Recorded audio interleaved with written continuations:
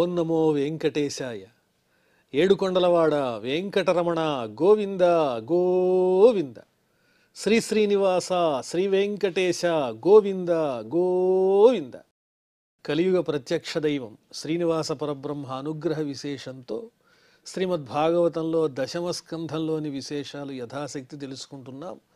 నారాయణం నమస్కృత్య నరం చైవ నరోత్తమం దేవీం సరస్వతీం వ్యాసం తతో జయముదీరయేత్. సుఖయోగీంద్రుల వారు పరీక్షిన్ మహారాజునకు శ్రీకృష్ణస్వామి జన్మవృత్తాంతాన్ని, వసుదేవుడు దేవకి వారిద్దరూ ఆ పరమాత్మను ఏ విధంగా స్తోత్రం చేశారో ఆ విశేషాలన్నీ కూడా వర్ణించి చెబుతూ ఉన్న సందర్భంలో మనం ఉన్నాము. శ్రీ భగవానువాచ. దేవకీదేవి ఆ శ్రీ మహావిష్ణు స్వరూపుడైనటువంటి ఆ శిశువుని చక్కగా స్తోత్రం చేసి, కంసుడు ఏ క్షణాన్నైనా రావచ్చు, దివ్యమైనటువంటి నీ దర్శన భాగ్యం మాకు కలిగింది కాబట్టి త్వరగా ఈ దివ్యమైన రూపాన్ని ఉపసంహరించుకో అని ప్రార్థన చేస్తే, అప్పుడు పరమాత్ముడు ఈ విధంగా మాట్లాడుతున్నాడు దేవకీ వసుదేవులతో. త్వమేవ పూర్వసర్గే అభూః పృష్ణిః స్వయంభువే సతి తదాయం సుతపా నామ ప్రజాపతిరకల్మషః. అమ్మా దేవకి, పూర్వం నీవు పృష్ణి అనే పేరుతో జన్మించావు. గత జన్మలలో స్వయంభువ మన్వంతరంలో విషయమిది. ఆ సమయంలోనే ఈయన వసుదేవుల వారు సుతపసుడనే పేరు కలిగినటువంటి ప్రజాపతిగా ఉద్భవించారు. మీరిద్దరూ దంపతులు, సుతపసుడు పృష్ణి, మీరిద్దరూ దంపతులై ఉన్నారు. యువాం వై బ్రహ్మణాదిష్టౌ ప్రజా సర్గే యదా తతః సన్నియమ్యేంద్రియ గ్రామం తే పాథే పరమంతపః. అప్పుడు బ్రహ్మగారు మిమ్మల్ని ఆదేశించారు. ఏమని ఆదేశించారు? సుతపసుణ్ణి, అదేవిధంగా భార్య అయినటువంటి పృష్ణిని ఏమని ఆదేశించారంటే, మీరు కూడా ఈ సృష్టి కార్యంలో మీ వంతు చక్కని కర్తవ్యాన్ని నిర్వహించండి, అంటే సృష్టిని విస్తరింపజేయండి అని బ్రహ్మగారు ఆదేశించారు. అప్పుడు మీరిద్దరూ ఏం చేశారంటే, ఈ ఇంద్రియములన్నింటినీ నిగ్రహించి తపస్సు చేశారు అని పరమాత్మ చెబుతున్నారు వసుదేవునకు దేవకికి. వీళ్ళిద్దరూ స్వయంభవ మన్వంతరంలో సుతపసుడు పృష్ణి అనే పేరు కలిగినటువంటి దంపతులు. వారు బ్రహ్మగారి ఆదేశంతో విశేషమైనటువంటి సంతానాన్ని పొందటం కోసం ఆ పరమాత్మను గురించి తపస్సు చేశారు, ఇంద్రియములను నిగ్రహించి. వర్షవాత తపహిమ ఘర్మకాల గుణానను సహమానౌ శ్వాసరోధ వినిర్ధూత మనోమలౌ.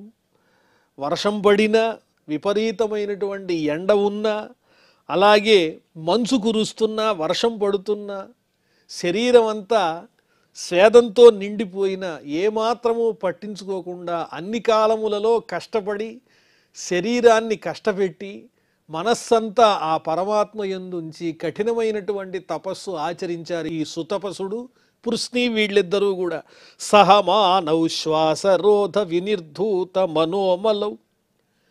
శ్వాసను నిరోధించటం ద్వారా, వాయువును నిగ్రహించటం ద్వారా సమస్తమైనటువంటి మలినములను పోగొట్టుకుని స్వచ్ఛమైనటువంటి మనస్సు కలిగినటువంటి వారై వినిర్ధూత మనోమలౌ.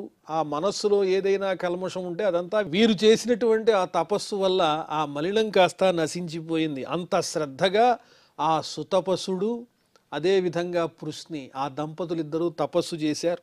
శీర్ణపర్ణానిలాహారౌ ఉపశాంతేన చేతస.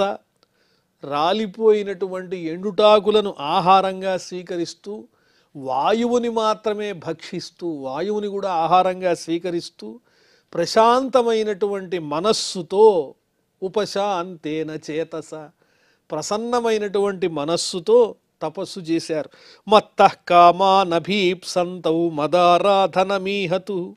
నా నుంచి ఏదైనా వరాన్ని కోరుకోవాలి అనేటువంటి సంకల్పంతో, మీ కోరికలను నా ద్వారా పొందటం కోసం మదారాధనమీహతు, నన్ను పూజ చేశారు మీరిద్దరూ ఆ జన్మలో.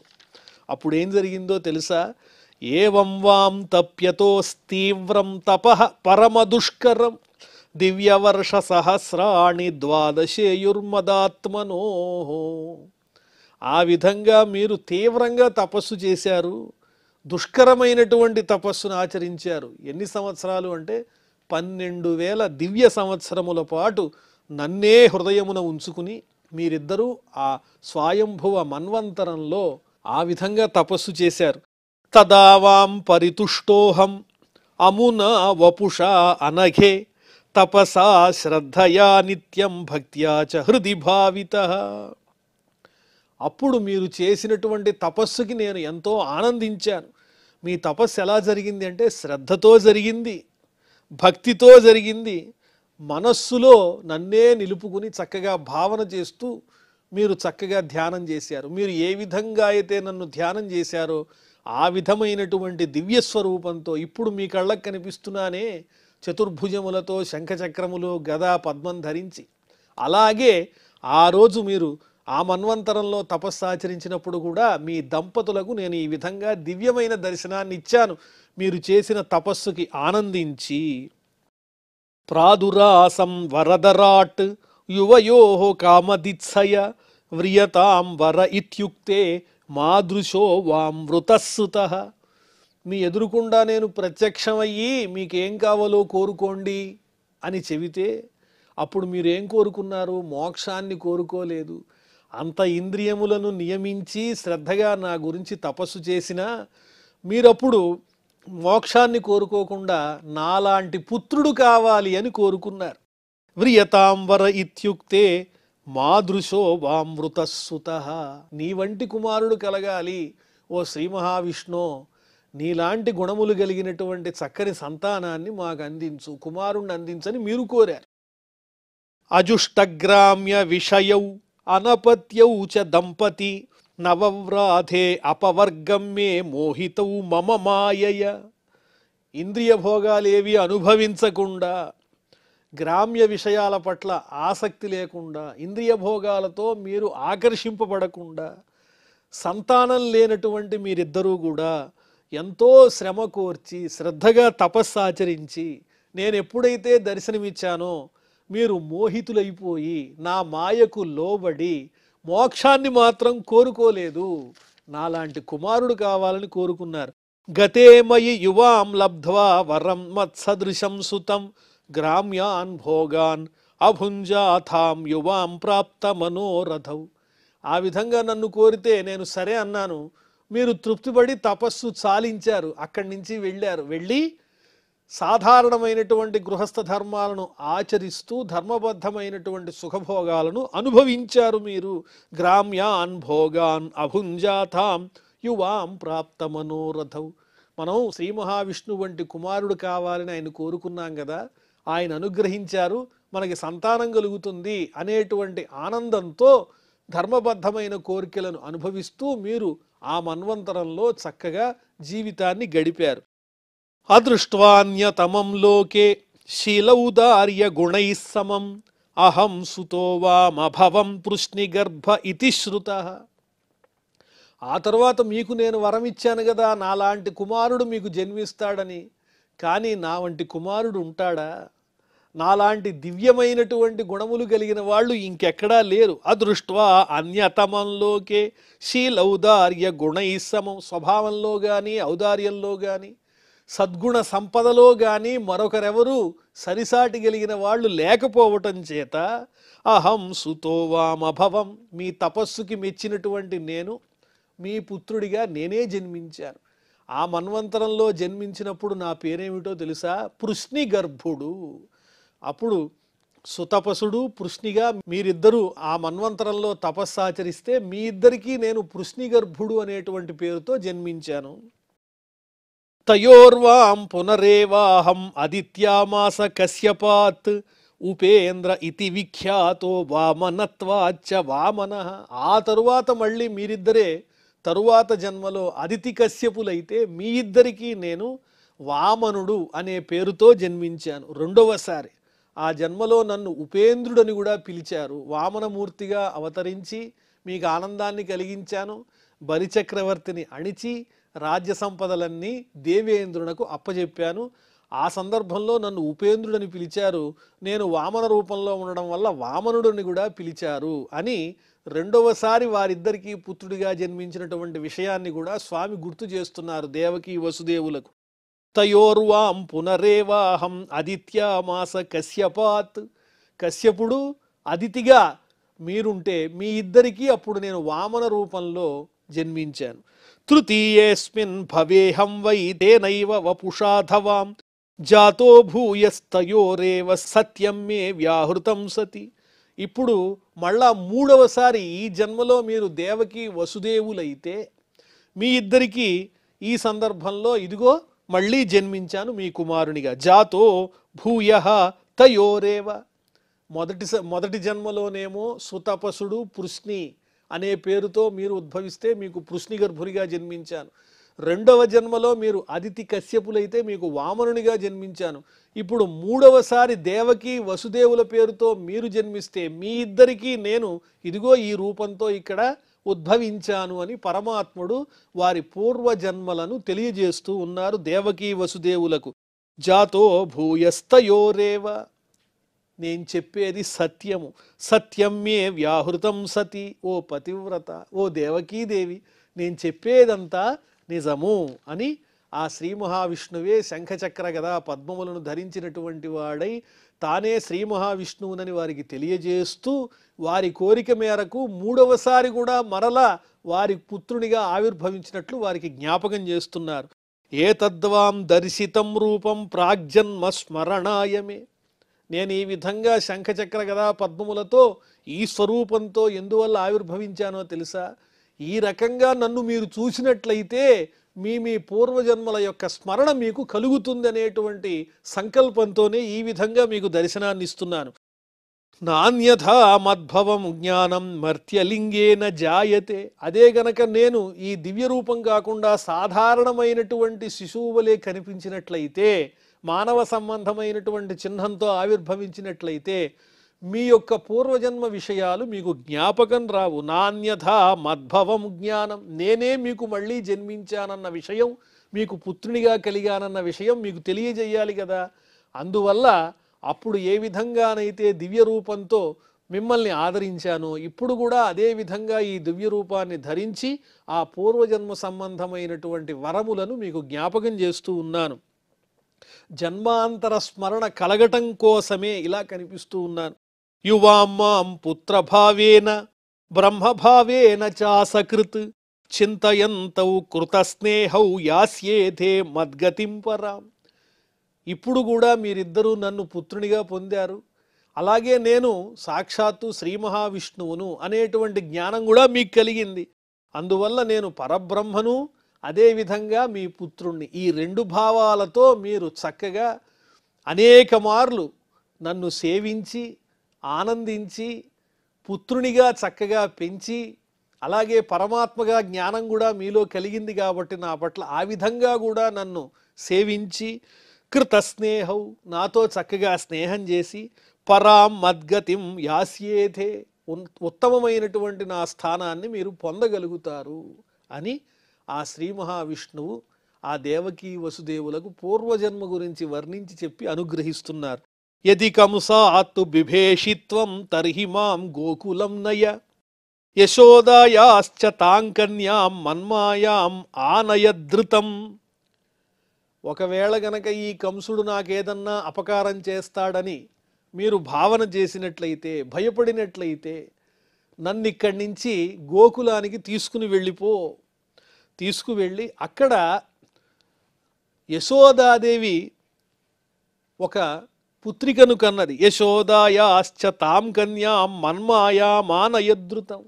నా మాయ ఏదైతే ఉందో యోగమాయ, ఆ యోగమాయ గోకులంలో యశోదాదేవికి పుత్రికగా ఉన్నది. ఆమెను ఇక్కడికి తీసుకురా, నన్ను అక్కడికి తీసుకుని వెళ్ళు అని చెప్పి వసుదేవుల వారికి ఆదేశం ఇచ్చారు పరమాత్మ. యది కంసాత్తు బిభేషిత్వం తర్హి మాం గోకులం నయ. నన్ను తీసుకుని వెళ్ళి గోకులంలో నందుని ఇంట్లో ఉంచి యశోదాయాశ్చ తాం కన్యాం, యశోద పుత్రిక అయినటువంటి యోగమాయను, ఆ పుత్రికను ఆ యశోద యొక్క పుత్రికను మన్మాయా మానయద్దుతం, వెంటనే ఇక్కడికి తీసుకురా అని ఆజ్ఞాపించారు పరమాత్మ. శ్రీ సుక ఉవాచ ఇత్యుక్త్వాసీత్ హరిస్తూష్ణీం భగవానాత్మమాయయ పిత్రోః సంపశ్యతో సద్యః బభూవ ప్రాకృత శిశు. ఈ విధంగా దేవకి వసుదేవులిద్దరికీ కూడా వారి పూర్వజన్మ విశేషాలను గుర్తు చేసినటువంటి పరమాత్మ వెంటనే ఇక మాట్లాడకుండా మౌనంగా ఉండిపోయారు. పిత్రో సంపశ్యతో సద్య, దేవకీ వసుదేవులు ఆయన్ని చూస్తూ ఉండంగానే అంతవరకు శంఖచక్ర గదా పద్మములను ధరించి పరమాత్మని తెలియజేసేటువంటి ఆ దివ్య రూపాన్ని ఉపసంహరించుకుని వాళ్ళ కళ్ళ ఎదుటే ఒక సామాన్య శిశువు రూపాన్ని ధరించారు. ప్రాకృత శిశువు, మామూలు పిల్లవానిగా కనిపిస్తూ ఉన్నారు వారిరువురికి కూడా. తతశ్చ శౌరిర్భగవత్ ప్రచోదితః సుతం సమాదాయ ససూతికా గృహాత్ యదా బహిర్గంతుమియేష తర్హ్యజ యాయోగమాయా జనినందజాయయ.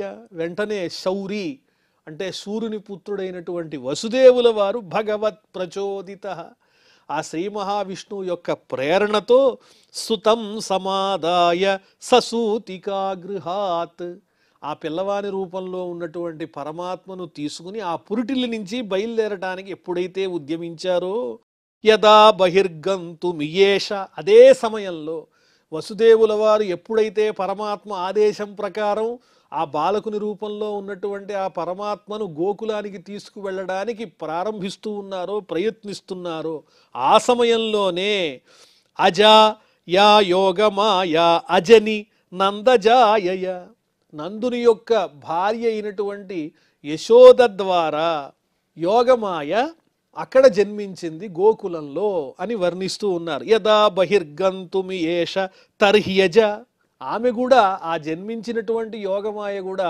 అజ, పుట్టుకలేనిదే.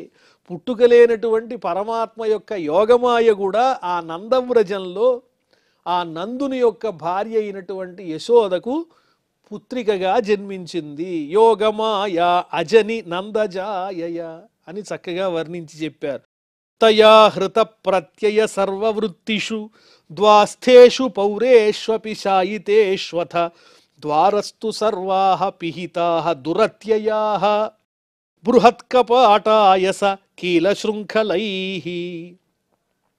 ఎప్పుడైతే వసుదేవుల వారు ఈ బాలకుడిని తీసుకుని గోకులానికి వెళ్ళడానికి ప్రయత్నిస్తున్నారో ఆ సమయంలో యోగమాయ యొక్క ప్రభావం చేత ఇక్కడ కారాగృహం దగ్గర ఉన్నటువంటి ఆ ద్వారాన్ని రక్షించే ద్వారపాలకులైనా ఆ నగరంలో ఉన్నవాళ్ళైనా అందరూ యోగమాయకు లోబడినటువంటి వాళ్ళే గాఢ నిద్రలో మైమరిచిపోయి మూర్ఛపోయినట్లుగా ఉన్నారు. అదేవిధంగా అక్కడ గోకులంలో కూడా అందరూ కూడా తెలివి తప్పిన వారి వలె గాఢ నిద్రలో నిమగ్నమై ఉన్నారు. ఈ జరిగే విషయాలు ఎవరికీ తెలియదు. వసుదేవునకు, దేవకీదేవికి, అదేవిధంగా ఆ పరమాత్మకు ఆయన సంకల్పం వల్లే ఇదంతా జరుగుతోంది కదా.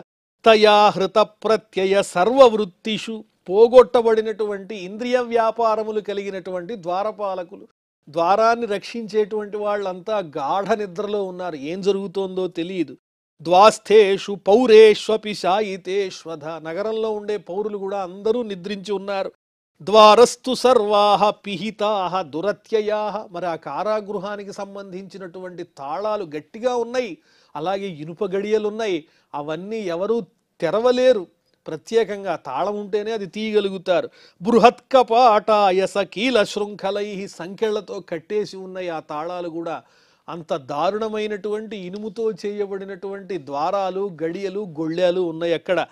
తాః కృష్ణవాహే వసుదేవ ఆగతే స్వయం వ్యవర్యంత యథా తమోరవేః వవర్ష పర్జన్య ఉపాంశు గర్జితః శేషోన్వగాత్వారి నివారయన్ ఫణైః. ఎప్పుడైతే ఆ శ్రీకృష్ణ స్వామిని వసుదేవుల వారు మోసుకుంటూ ఆ కారాగృహం నుంచి బయటికి వెళ్ళటం ప్రారంభించారో వెంటనే ఆ ద్వారాలు వాటంతటవి తెరుచుకున్నాయి.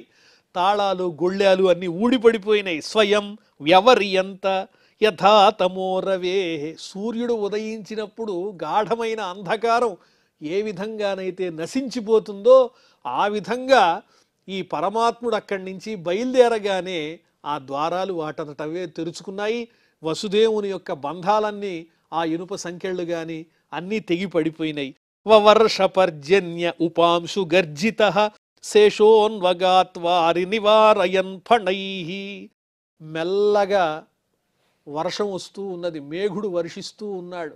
ఎలా వర్షిస్తున్నాడు అంటే ఉపాంశు గర్జిత, నెమ్మదిగా ఉండేటువంటి గర్జనతో, పెద్ద పెద్ద శబ్దాలతో ఉరుములు వినిపించటంలా స్వల్పమైనటువంటి గర్జనతో మేఘుడు మెల్లగా వర్షిస్తూ ఉంటే ఆ సమయంలో ఆ బాలకుని రూపంలో ఉన్నటువంటి పరమాత్మను వసుదేవుల వారు తీసుకుని వెడుతూ ఉన్నారు. ఆ సమయంలో పరమాత్మ మీద వర్షం పడకుండా ఒక ఛత్రంలాగా, గొడుగులాగా శేష అన్వగాత్ వారి నివారయన్, ఆదిశేషుడు తన పడగలతో ఆ పరమాత్మను ఆవరించి ఒక ఛత్రంలాగా నీటి బొట్టు కూడా స్వామి మీద పడకుండా తన పడగలతో కాపాడుతూ అనుసరించి వెడుతున్నాడు. ఆ నీటిని నీరు ఏమాత్రము పరమాత్మ మీద పడకుండా చక్కగా అనుసరించి వెడుతున్నాడు. శేషోన్వగాత్ వారి నివారయన్ ఫణైః మఘో నివర్షత్య సకృద్యమానుజ గంభీరతో యౌఘజవోర్మి ఫేనిల భయానకావర్త శతాకులా నది మార్గం దదౌ సింధురివ శ్రియఃపతేః. ఇంద్రుడు మేఘాలను ఆదేశించాడు, మేఘాలేమో వర్షాన్ని వర్షిస్తున్నాయి. ఆ వర్షం పడటం చేత యమునా నది దారుణమైనటువంటి ప్రవాహం కలిగి ఉండి పెద్ద పెద్ద సుడిగుండాలతో ప్రవాహంతో కూడి ఉన్నది. అసకృత్ యమానుజ, యముని యొక్క సోదరి అయినటువంటి యమునా నది గంభీరతో యౌఘ జవోర్మి ఫేనిల, గంభీరమైన లోతు కలిగినటువంటిదై నీటి ప్రవాహంతో అలాగే తరంగాలతో నురుగులతో చాలా గంభీరంగా ప్రవహిస్తూ ఉన్నది. భయానక వర్త శతాకులా నది, వందల కొద్ది సుడిగుండాలున్నాయి ఆ యమునా నదిలో. అటువంటి యమునా నది వసుదేవుల వారు పరమాత్మను తీసుకుని వస్తూ ఉంటే వెంటనే ఆనాడు ఏ విధంగానైతే రాముల వారికి సాగరం దారి చూపించిందో ఆ విధంగా వసుదేవుడు ఆ యమున నుంచి వెళ్ళటానికి దారి చూపిస్తూ ఉన్నది. మార్గం దదౌ సింధురివ శ్రియఃపతేః, మార్గాన్ని ఇచ్చింది యమునా నది అని వర్ణిస్తూ ఉన్నారు. అద్భుతమైనటువంటి చక్కని వృత్తాంతం. నందవ్రజం శౌరి రూపేత్య తత్ర తాన్ గోపాన్ ప్రసుప్తానుపలభ్య నిద్రయ సుతం యశోదా శయనే నిధాయ తత్ సుతాముపాదాయ పునర్గృహానగాత్. వెంటనే ఆ గోకులాన్ని చేరుకున్నారు వసుదేవుల వారు. శౌరిహి నందవ్రజం ఉపేత్య, అక్కడికి వెళ్ళి తత్ర తాన్ గోపాన్ ప్రసుప్తాన్ ఉపలభ్య, అక్కడ ఉన్నటువంటి గోపాలకులందరూ చక్కగా శయనిస్తూ ఉన్నారు. నిద్రయ, అందరూ యోగమాయకు లోనై ఉన్నారు. సుతం యశోదా శయనే, ఈ పిల్లవాణ్ణి తీసుకువెళ్ళినటువంటి ఈ బాలకుణ్ణి యశోదాశయనే నిధాయ, యశోదాదేవి యొక్క శయ్యయందు పరుండబెట్టి సుతాముపాదాయ పునర్గృహానగాత్, అక్కడ యశోదాదేవి పక్కనే ఉన్నటువంటి ఆ చంటిపిల్ల యోగమాయను తీసుకుని అక్కడి నుంచి మళ్ళీ కారాగృహానికి వచ్చేశారు వసుదేవుల వారు. ఇదంతా అత్యంత రహస్యంగా పరమాత్ముని యొక్క లీలా విశేషంతో జరిగిపోయింది అని చక్కగా వర్ణించి చెబుతూ ఉన్నారు. దేవక్యాశయనేన్యస్య వసుదేవోథ దారికాం ప్రతిముచ్య పదోర్లోహమాస్తే పూర్వవదావృతః. దేవకీదేవి పక్కనే ఆ యోగమాయను తీసుకొచ్చి ఆ పిల్లని, చంటి పిల్లని తీసుకొచ్చి అక్కడ పడుకోబెట్టారు. ఈ విధంగా చేసిన తర్వాత వసుదేవుడు మరలా తాను కారాగృహంలో బంధింపబడినట్లుగానే గొలుసులన్నీ కూడా కట్టుకుని అలా కూర్చుని ఉన్నారు. ఏమీ తెలియదు, మళ్ళీ గొళ్ళాలు తాళాలు అన్నీ వాటంతటవే బంధింపబడ్డాయి, తలుపులు మూసుకున్నాయి. ఈ విషయాలు ఏవి ఎవరికీ తెలియదు అని ఆ వృత్తాంతాన్నంతా వర్ణించి చెబుతున్నారు. ఈ విశేషాలు మనం మళ్ళీ తెలుసుకుందాం. ప్రస్తుతం క్షమాప్రార్థనాదులతో ఈ కార్యక్రమాన్ని పరిసమాప్తం చేసుకుందాం. అథ క్షమాప్రార్థన. యదక్షరపదభ్రష్టం మాత్రాహీనంచ యద్భవేత్ తత్సర్వం క్షమ్యతాం దేవ నారాయణ నమోస్తుతే. శ్రియఃకాంతాయ కళ్యాణనిధయే నిధయేర్థినాం శ్రీవేంకటనివాసాయ శ్రీనివాసాయ మంగళం.